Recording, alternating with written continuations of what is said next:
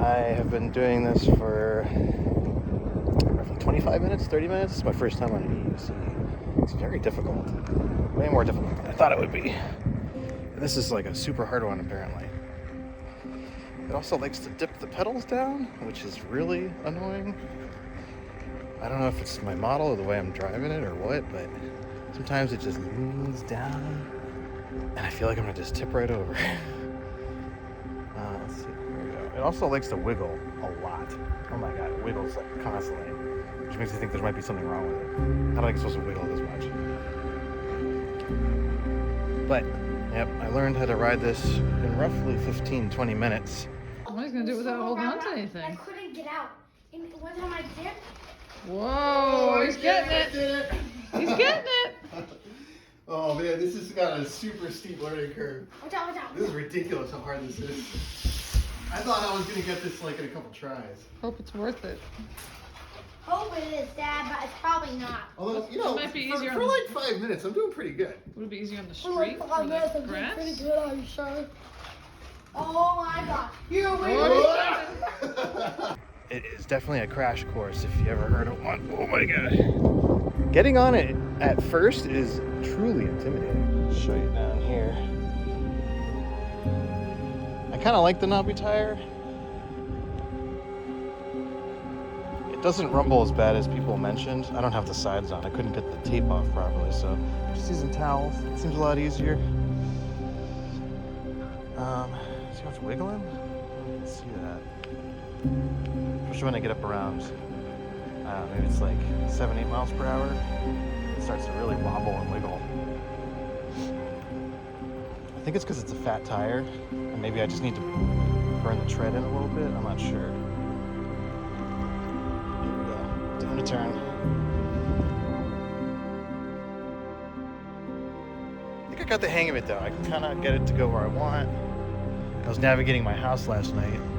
After about 20 minutes or so, I kind of figured it out.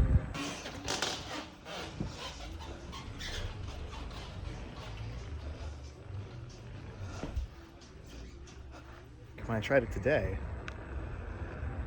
it took about 30-40 feet, and then I got back in the hang of what I did yesterday in my house. I almost fell. Oh, God, my heart's racing. It's kind of like riding a bicycle. Once you kind of figure it out, you can just keep learning each day. It's very interesting. It's very freeing. It's kind of better than a skateboard in a way, electric skateboard, because you're not thinking about getting the right grip on a skateboard. Like once you're on this thing, it seems to be fine. Like you don't really, I'm not hitting any big bumps, but I'm not having to constantly adjust my position or anything like that. I'm just kind of standing here. I got my legs loose with a slight bend in them.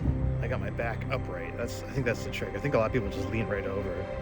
And they do that with skateboards too. You really should just relax your whole body and let your legs and hips do most of the work, because that's really where your center of gravity is down below. It's not up top. If you lean over, your center of gravity is going to shift, and then you're not really going to have the proper balance. So you really should just kind of relax and kind of almost sit into it. So just doing big figure eights. I forgot my selfie stick today, so I'm just using my arm. It's the original selfie stick. There you go. Go around this little pole here. It is cool how slow you can go while still maintaining a little bit of control. You know, there's points where I've actually come to almost a full stop and then continue like that. If you want a smoother ride, it's all about just kind of relaxing, pointing it just a little bit and leaning over just a little bit, and it kind of just does its own thing. It does self-right, I guess because of physics. So as you're leaning over and you speed up, it kind of pulls itself upright. So that's kind of nice. It's not exactly like a bicycle where you lean over and turn, it kind of stays leaned over. This really rights itself almost immediately. And it digs into your opposing leg as you're making that turn. So when I'm making the turn, I can actually push my outside leg in and guide it a little bit. I'm curious what all these wooden houses are. I am too. I don't really understand. They've been building it for weeks. This is like a town here. Township Public Works has been building these houses or sheds or something. I don't know what it is. And they have a whole Christmas theme, so I'm guessing it's part of Christmas, but I don't know why there's so many sheds. This wheel is cool. I'm really glad I bought it. I was really on the, oh boy, I was on the edge of buying it, not buying it, and I've wanted one for years, and they're kind of hard to justify the cost. Like, this thing was, I think it was close to $1,200. I got it from Alien Rides. They hooked me up. They gave me a sticker and some candy, which is pretty awesome. I think I would have appreciated like a better manual. The manual that came with it was terrible. It had literally one page of the do's and don'ts on an EUC, of which one of them said, don't store it inside, which is the stupidest thing I've ever heard of.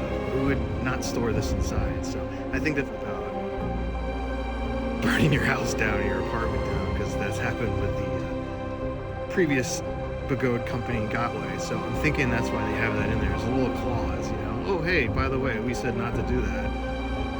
And it kind of makes you wonder where you would put it. It says don't put it inside and don't put it outside. So I'm not sure where you would put it. But I would have appreciated like a manual. There literally was nothing on how to get it out of Transportation Hub. There was nothing on changing any of the modes or even turning it on and off. It's still pretty finicky, and I don't know if it's literally because I don't know what I'm doing or if it's the model, but if you push the button, it'll blink, the lights will turn on, and then it'll turn off immediately. If I hold the button for like a second or two, the unit will turn on. But it doesn't turn on every time. Sometimes it actually does not turn on. So it's kind of a finicky thing. Turning it off is also a little finicky. I kind of looked online. I couldn't find much on the Mten 4 and like how you're supposed to like turn off and on and things like that. I couldn't even find like an official, this is what the LCD readout even says. There's a number that was fluctuating, and someone put it in a post somewhere on a forum where it was like, oh yeah, that number that fluctuates is actually the temperature in Celsius. It's like, oh, okay. Why wasn't that in the manual? That could have been like a real quick little one sentence, you know, but they didn't have anything like that. Yeah, so I just hit a bump at like less than 1 mile per hour. It's actually much more stable than it seems, although I'm wobbling everywhere. I think if you get good at it, it's not a big deal at all. I couldn't get the adhesive off the pad. There's like a 3M adhesive marker, and I was trying to peel the sticker off. You know, like it's like double-sided tape, I guess, and it was actually just pulling the whole thing off. So originally I said that the pads were warped from shipping, and I think that's true. I think they are actually warped from shipping, but it could also be manufacturer defect, because I set about 50 pounds of weight on each pad with a cutting board overnight, so over 12 hours, and I really thought it would have flattened out, but it didn't flatten out at all, actually. So the adhesive on the pad wouldn't come off. I couldn't get the pad to flatten out. It was kind of junky. You know, everyone's saying it was pretty junky, and I totally agree with it. It was super junky. So I'm not even sure I'm going to use the pads right now. I'm not using any pads. I'm just using like some, I don't know, towels or something like that, just so I don't rub against the metal immediately with my leg.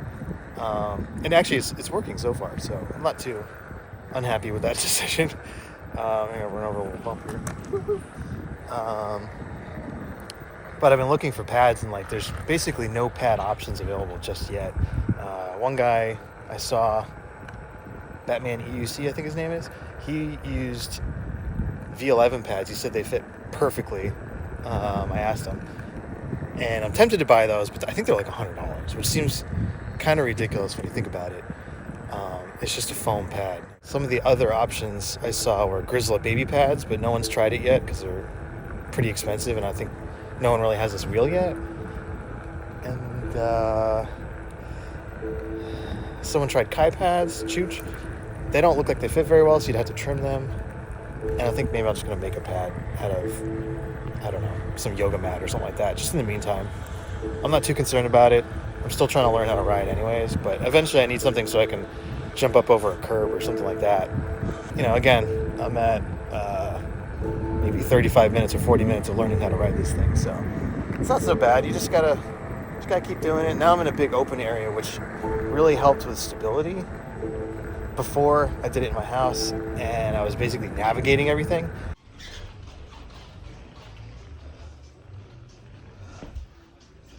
And it definitely helped on learning how to turn. So I kind of learned how to turn. I'm not very good at it, but if I go real slow in my house, I can kind of figure it out. So now I'm kind of trying to keep the speed and seeing how long I can go while riding it. So looks like I've been riding for about 15 minutes now, and I haven't fallen off yet, so that's pretty good. I'm doing figure eights in the parking lot.